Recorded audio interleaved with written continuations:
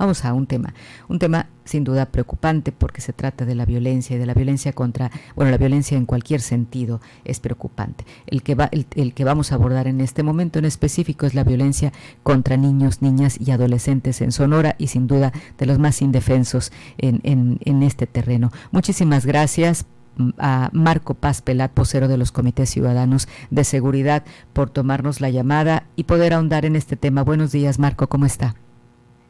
Al contrario, le agradecidos somos nosotros, a tus órdenes. ¿Qué hay en este momento, Marco, de estas evaluaciones constantes que ustedes están haciendo en torno a estos temas? ¿Qué nos dice? ¿Cuál es la situación? Fíjate, casi que desafortunadamente son malas noticias. En Sonora, al día, 19 menores de edad, esto es, niños de 0 a 17 años, sufren algún tipo de violencia. Estamos hablando que son 600 al mes y casi 7,000 al año. Me parecen muchos. Y esto solamente es de los casos que se denuncian. Recordemos que la cifra negra llega a ser muy importante, a niveles del 95%, cosas que no se registran o que no se reportan, más en el caso de estos menores de edad, pues que no tienen voz, desafortunadamente, y que son sometidos por sus agresores. Pero no solamente eso nos preocupa que cuando empezamos a analizar la información, pues el 95% se registra como violencia en general, no se registra específicamente qué tipo de violencia están padeciendo, si es violencia física, psicológica, sexual, si es a través de la vía digital. Y eso es realmente preocupante porque ese elemento no nos ayuda a entender cuál es la característica del fenómeno que estamos padeciendo y por lo tanto pues nos aleja de una solución que sea efectiva. Y el tercer elemento que nos preocupa mucho es que también son agredidos desafortunadamente con esta idea equivocada que la disciplina se ejerce con violencia, con el castigo físico. Pues hay un reconocimiento de parte de las madres de familia de que el 25% de ellas han ejercido algún tipo de violencia física contra sus hijos, el 35% en el caso de las madres y el 20% en el caso de los padres. Y entonces estamos viendo que quienes más los deben de cuidar, que son los padres de familia, que son los cuidadores, pues también se están convirtiendo en un problema de violencia para los menores de edad. Es una situación bastante preocupante, donde creo que tenemos que reaccionar. No hay nada que celebrar en este mes del niño, en esta materia, y deberíamos de hacer algo más concreto para ayudarles porque están sufriendo y están padeciendo algo que les puede limitar su desarrollo y su futuro. La cifra que nos da Marco de que la mujer, pues no es nuevo ver que es la mujer quien es la que más ejerce violencia sobre sus hijos. Sí, desafortunadamente la madre de familia vive una situación muy compleja hoy en día. Tiene que trabajar, además de cumplir de sus labores como ama de casa, tiene que atender a los niños, está en una situación de mucho estrés. Tenemos problemas ahorita inflacionarios, principalmente. Y quizá víctima de violencia también por parte de la pareja. Exacto. Entonces, de alguna forma, el argumento que utilizan es que estallan, de tanta presión estallan, y son poco tolerantes a veces a la conducta de los niños, que pues sí llegan a desesperar, pero no es con violencia como se les debe de educar, sino con amor. Me parece que ahí también tenemos un área de oportunidad de ayudar más a los padres de familia, a las madres de familia, a cómo poder canalizar ese tipo de estrés y que se convierta en una forma de ayudar a sus hijos, no como una forma de limitar su futuro. Ahora, cuando estos niños crecen en este entorno de violencia, luego vemos que son los que van a repetir luego esos patrones y serán personas violentas, porque cuando se analiza las causas pues de la violencia o de muchos jóvenes que caen también en algún tipo de delito o que caen en las drogas, casi pues vemos cómo el entorno en el que crecen es justamente así. Tienes toda la razón, Katy. Desafortunadamente la evidencia sí lo avala. Tanto la educación como la cultura, el comportamiento se heredan, se aprenden.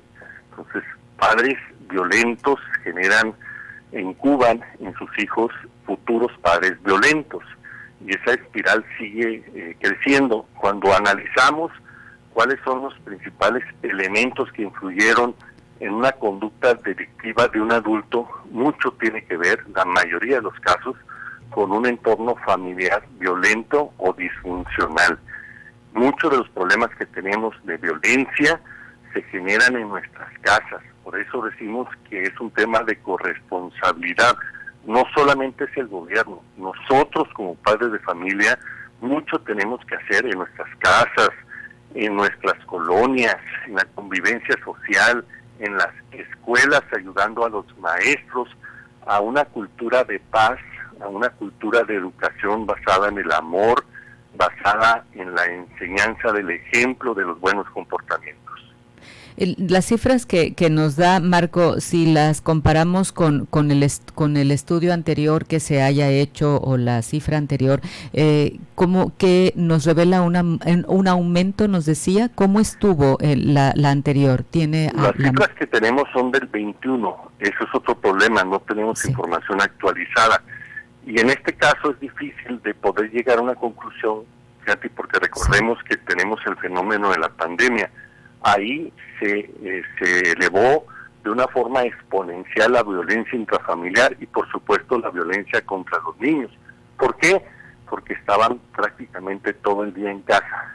Y que hasta la fecha hay secuelas emocionales precisamente en niños y adolescentes. Así es. Y ese es otro tema. Cada día adquiere mayor importancia el tema de la salud mental. Hay poco lo que se está haciendo para el cuidado de la salud de nuestros niños, de sus mentes, de su desarrollo psicológico.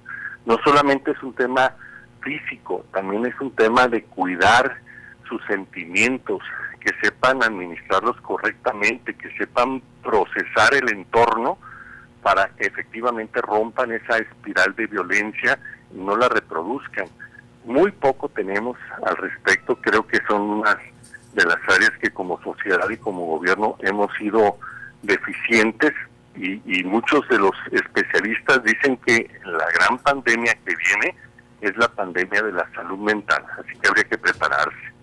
Ahora, hay un entorno de violencia en nuestro país que la padecen hombres, la padecen mujeres y se busca pues atacar los casos de violencia contra la mujer y bueno, y no se diga todas las situaciones que vemos de desaparecidos y el crimen organizado. O sea, este es el ambiente en el que muchos de los niños van a crecer y se está atacando o se busca atacar cuando ya están adultos, cómo resolverlo, pero cuando todo viene desde el origen, ¿qué tendrían que hacer las instituciones, las autoridades para que realmente el origen hacia el entorno en el que crecen estos niños, en el que crecen estos jóvenes, sea favorable para que lo que enfrenten después no sea lo mismo que vivieron en casa?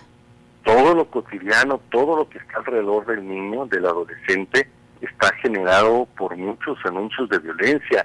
Estamos hablando de incidencia delictiva, homicidios dolosos, malas noticias, estamos hablando de drogas, hoy las drogas sintéticas que están acechando a nuestros niños y nuestros jóvenes.